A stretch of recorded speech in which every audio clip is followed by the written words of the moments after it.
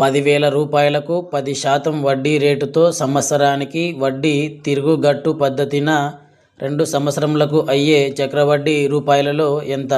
So first చక్రవడ్డీ మొత్తం ఎంతో కనుక్కుందాము.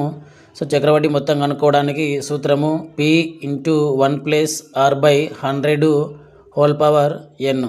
ఇక్కడ P అంటే అసలు 10,000 రూపాయలు ఇంటూ 1 ప్లస్ R అంటే వడ్డీ రేటు 10% బై 100 ఇంటూ n అంటే కాలము 2 సంవత్సరములు. నెక్స్ట్ 10,000 ఇంటూ 100 గట్ల 100 ప్లస్ 10 110 బై 100. ఇక్కడ స్క్వేర్ ఉంది కాబట్టి ఇంకొకసారి రాసుకుందాము 110 by 100. So 0 0 next 0 0 2 zeros cancel చేసి 11 ఇంటూ 11 121 ఇంటూ 100 చేయాలి. సో 12,100 అవుతుంది. ఇది చక్రవడ్డీ మొత్తము.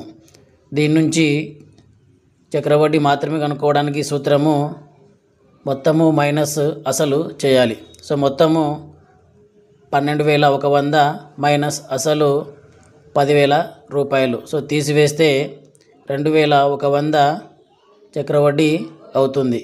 కాబట్టి ఆప్షన్ 3 ఈజ్ కరెక్ట్.